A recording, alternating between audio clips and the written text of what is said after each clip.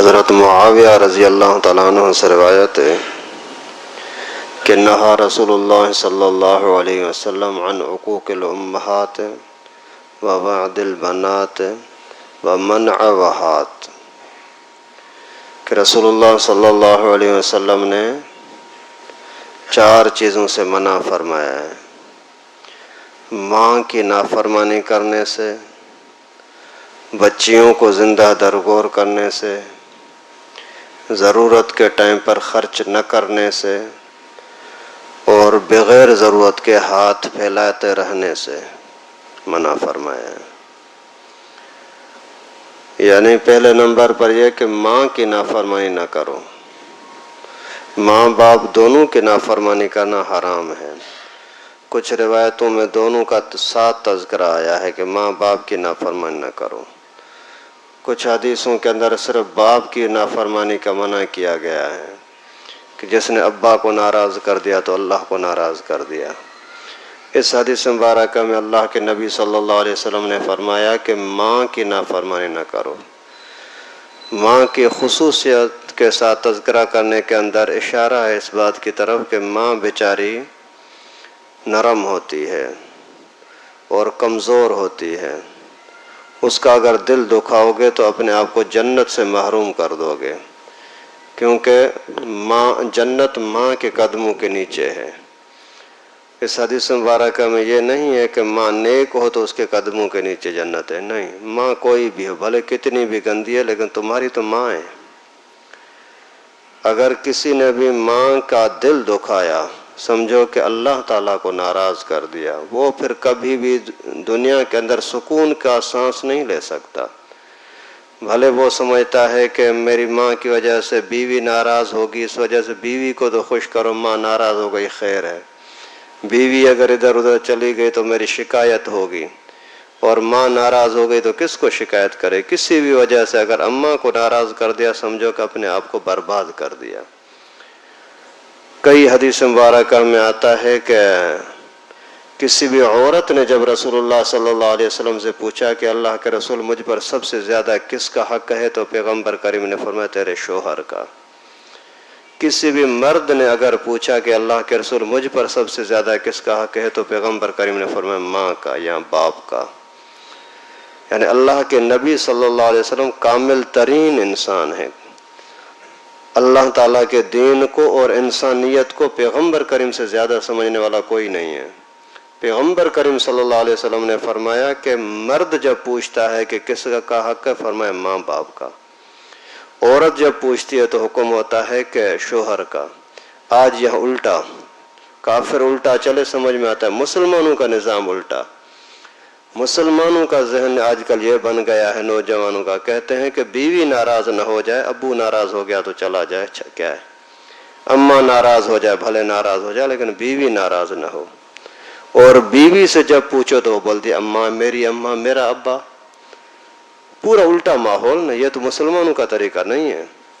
جو لا الہ الا اللہ محمد رسول اللہ پڑھتے ہیں ان کے لیے یہ جائز نہیں ہے کہ اپنے اماں کو اور ابا کو ناراض کر کے اور بیوی کے پیچھے لگے۔ بیوی کا اپنا حق ہے، وہ حق ادا کرو، ضرور کرو، نہیں کرو گے بہت بڑا گناہ ہوگا، لیکن ان کی وجہ سے ماں باپ کو تو ناراض نہ کرو۔ یہاں تک علماء نے لکھا ہے، خود رسول اللہ صلی اللہ علیہ وسلم کے پاس ایک بندہ آیا، اللہ کے رسول میری بیوی میرے ساتھ بہت اچھی چلتی ہے اور میری اس کے ساتھ محبت ہے، اس کی میرے ساتھ محبت ہے، لیکن ابو بولتا ہے اس کو طلاق دے دو، کیا کروں؟ پیغمبر کریم نے فرمایا باپ کی بات مانو، اس میں خیر ہے۔ حضرت ابراہیم علیہ السلام نے آ کر کے حضرت اسماعیل کے گھر میں جب آیا تو تھوڑی سی نامناسب چیز نظر آئی، وہ یہ کہ شکایت کی کہ شوہر شکار پہ جاتا ہے اور گھر میں کم ٹائم دیتا ہے۔ تو حضرت ابراہیم علیہ السلام نے اسی شکایت پر فرمایا کہ اپنے گھر کی چوکھٹ تبدیل کر دے، یعنی بیوی کو طلاق دے دے، دوسری شادی کر لے۔ تو اللہ کے بندے، آپ بیوی کی وجہ سے اماں کو تڑپاتے ہو، ابو کو ناراض کرتے ہو، یہ کون سی انسانیت ہے؟ حالانکہ اگر جھگڑا ہو جاتا ہے بیوی کا اور اماں کا، کوشش کریں کہ صلح ہو جائے، کسی طریقے سے دونوں کو اپنی حدود میں رکھیں، لیکن اگر بالکل انبن ہو گئی ہے تو بیوی کو طلاق دینا، لیکن اماں کو کبھی ناراض نہ کرنا۔ دوسری چیز پیغمبر کریم صلی اللہ علیہ وسلم نے فرمایا وَبَعْدِ الْبَنَاتِ، اور بچیوں کو زندہ درغور کرنا، اس سے اللہ کے نبی نے منع کیا۔ پہلے زمانے میں واضح طور پر اس طرح کرتے تھے، بچی پیدا ہو گئی اس کو جا کر قبر میں ڈال دیتے تھے، جنگل میں چھوڑ دیتے تھے۔ آج کے زمانے میں یہ تو صورت شاید نہیں ہے، لیکن جب پتہ لگ جاتا ہے کہ پیٹ کے اندر بچی ہو گئی ہے تو پھر اس کو گرا دیتے ہیں۔ یہ بھی وہی ہے، قیامت کے دن اس کا حساب کتاب ہوگا کہ تو نے اس کو کیوں قتل کیا تھا، کس وجہ سے قتل کیا تھا۔ حمل ٹھہر گیا، پھر اس کو گرانے کی کسی بھی طرح سے کوشش کرو، آپریشن کر کے، دوائیاں کھا کر کے، یا کسی بھی طریقے سے اگر آپ نے بچی کو پیٹ کے حمل کو ضائع کر دیا، یہ قتل ہے، قاتل ہے، اور قیامت کے دن اس کو قاتل کی سزا ملے گی کہ تو نے ایک انسان کو قتل کیا تھا، مارا تھا۔ کوئی اس طرح کی حرکت کرنا جس کی وجہ سے بچہ خراب یعنی مر جائے، خطرناک جرم، گناہ ہے، کبیرہ گناہ ہے۔ تیسرے نمبر پر رسول اللہ صلی اللہ علیہ وسلم نے منع فرمایا کہ وہ منع کر دینا۔ مقصد یہ ہے کہ کوئی غریب آیا، آپ کا دل مطمئن ہے کہ غریب ہے، یقین ہے، اور آپ کے پاس گنجائش بھی ہے لیکن نہیں دیتے، اس سے اللہ کے نبی نے منع کیا۔